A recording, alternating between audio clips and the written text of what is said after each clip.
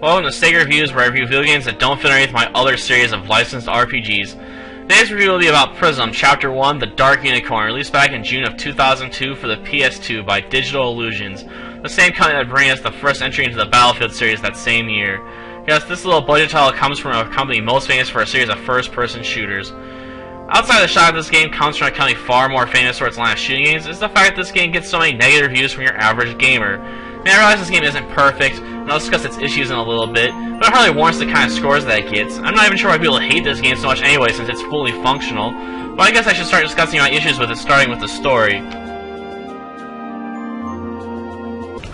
Story-wise, this game is on the simple side, with a once noble unicorn accidentally unleashing a plague upon the lands of the trolls, gnomes, nymphs, and elves, while trying to find a way to bring about peace between the various races. In his story attempt, he obviously tapped into powers beyond his control, and now years later it's the job of Pryzm, the unicorn of prophecy, to bring an end to the plague and restore the cursed trolls, gnomes, nymphs, and elves back to normal. Of course, the trolls aren't particularly trusting of unicorns and demand that Pryzm be sent out with Karak, who will ride on your back during the entire game, which keeps your feet largely planted on the ground as you try to deal with the plague flowers that are turning the various inhabitants of the other lands into monsters. Overall, the story is alright, but extremely simple. It won't win any prizes in terms of originality or execution either, but it is serviceable. Gameplay-wise, Pryzm is rather straightforward, with rather simplistic controls, which tends to be a turn-off to many players, since you have extremely limited options for dealing with the various enemies and obstacles that you'll encounter.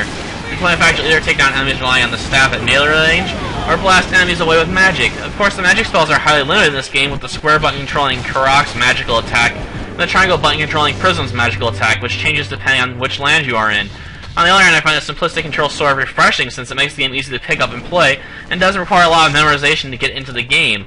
Another factor to consider is that the overall length of this game is only around 6 to 7 hours, so it doesn't last long enough, in my opinion, to really justify having a lot of fancy controls, because it doesn't really get old.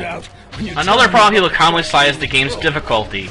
And I'll be honest, this game is ball-bustingly hard at times, with extremely difficult enemies being placed closely together and will probably kill you in excess of 100 times. The game gives you an infinite number of continues, so you're only truly defeated when you throw in the towel. It should also be noted that you can simply ignore most of the enemies in this game. This won't offer you much help if you're trying to deal with the guardians attached to the plague flowers, since you'll need to purify them at least temporarily in order to take out the plague flowers. But the game does offer you a few tricks you can utilize, such as fully charging your magical staff by holding down the square button to launch a more powerful magical attack at magically resistant enemies, or you can widely swing your staff around with the right analog stick to land multiple blows on an enemy extremely quickly if they aren't immune to its effects. And have any of those tricks where you can cure an enemy temporarily at least, and then push them so far away using the hovering maneuver that they won't be able to be reattached to the plague flower, meaning you'll have to take out less enemies within your window of opportunity in order to cure it. Another issue people often bring up is difficulty in controlling the movement of Pryzm herself, but I never saw this as an issue. Yes, Pryzm is unable to make sharp turns, but Pryzm is a winged unicorn with a cutie mark, so it should probably be expected that she needs to make rather wide turns, and doesn't offer you the same level of control over her movement as Link does in the Zelda series. So my best advice is to practice moving around with Pryzm for a bit until you map out all the nuances of her regular hovering and charging movements, since you'll need to master Pryzm's movements to some degree if you wish to tackle all the platforming in this game. And the final issue that people can bring up that I have a right response for is the game is extremely dark. And I'll be honest, this game is extremely difficult to see on the default brightness level, which is why I've adjusted the brightness level of my TV up to around 90 when I play this game.